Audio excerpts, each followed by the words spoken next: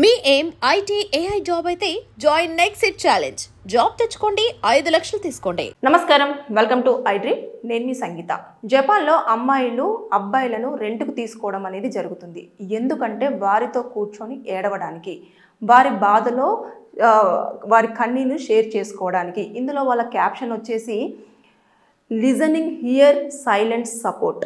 అంటే వారు పక్కన కూర్చొని వారు ఏడుస్తున్నప్పుడు టిష్యూలు అందించడం, అదేవిధంగా వారు సాడ్ వీడియోస్ చూస్తున్నప్పుడు వారితో పాటు కూర్చొని ఆ సాడ్ వీడియోస్ అనేది చూడడం, ఇలాంటివన్నీ కూడా. ఎందుకంటే జపాన్లో అమ్మాయిలు ఎక్కువగా వర్క్ ప్రెజర్కి చాలా మానసికంగా ఒత్తిడికి గురవుతూ ఉంటారు, అదేవిధంగా చాలా డిస్టర్బ్ అవుతూ ఉంటారు. ఈ నేపథ్యంలో అమ్మాయిలు అక్కడ ఒక కన్సర్న్, ఒక కేరింగ్ తీసుకునే పర్సన్ కావాలి అని చెప్పేసి అనుకుంటారు. అయితే ఫ్యామిలీ మెంబర్స్తో కొన్ని విషయాలను షేర్ చేసుకోరు, అదేవిధంగా ఫ్రెండ్స్తో కూడా కొన్ని విషయాలను మనం షేర్ చేసుకోలేము. అదేవిధంగా ఎక్కువ ఫ్రెండ్స్ కూడా మనకు ఎక్కువ టైం ఇచ్చే అవకాశాలు ఉండదు. అందుకోసం అని చెప్పేసి జపాన్లో ఇలాంటి ఆన్లైన్లో బుకింగ్స్ అనేవి ఎక్కువగా జరుగుతూ ఉన్నాయి. అందులో దాదాపుగా ఒక 10 నుంచి 15 మంది అబ్బాయిల వరకు కూడా ఇప్పటి వరకు రిజిస్టర్ అయి ఉన్నారు. వాళ్ళందరూ కూడా ఏం చేస్తారంటే, ఒక అమ్మాయి అందులో ఉండే అబ్బాయిని ఒకరిని చూజ్ చేసుకుంటుంది.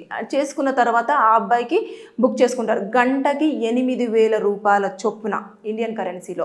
అంటే అట్లా ఒక గంటకి అతను కూర్చుంటే 8,000, అదేవిధంగా ఇంకొక గంటకు కూర్చుంటే 8,000, అలా డబ్బులు ఇచ్చి మరి వారి బాధను షేర్ చేసుకుంటున్నారు జపాన్ అమ్మాయిలు. అంటే ఇది మన దగ్గర కొంచెము ఇలాంటివన్నీ కూడా వ్యతిరేకమై ఉండొచ్చు, కాకపోతే అక్కడ మాత్రం లీగాలిటీ తోటే వాళ్ళు దాన్ని రన్ చేసుకోవడం అనేది జరుగుతుంది.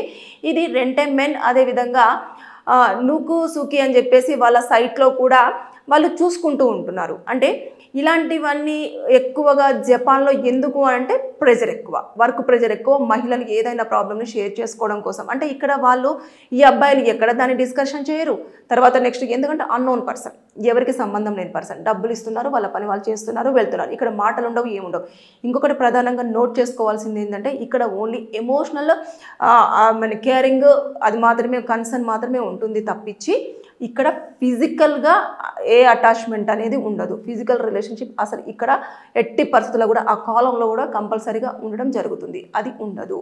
కాబట్టి వాళ్ళు కూర్చొని ఇప్పుడు ఇలా కూర్చున్న తర్వాత ఏడుపు వస్తున్నప్పుడు టిష్యూ అందించాలి, ఆ కన్నీటిని తూడ్చాలి. ఇలాంటి దానికోసమే అబ్బాయిలను జపాన్ అమ్మాయిలు ఆన్లైన్లో మరి బుక్ చేసుకుంటున్నారు, గంటకి 8,000 పెట్టి. సో ఇవన్నీ మనకు కరెక్ట్ కాకపోయినా కూడా అక్కడ లీగాలిటీతో నడుస్తున్నాయి కాబట్టి ప్రాబ్లం లేదు. ఇలాంటివన్నీ మార్కెట్లో ఎక్కువగానే వస్తున్నాయి. మీకు ఎవరికైనా సరే లీగల్గా ఎలాంటి ప్రాబ్లమ్స్ ఉన్నా కింద కామెంట్ రూపంలో తెలియచేయండి. నేను దానిపైన వీడియో చేసి మీకు పూర్తి సమాచారం అందించడానికి ప్రయత్నం చేస్తాను. Thank you.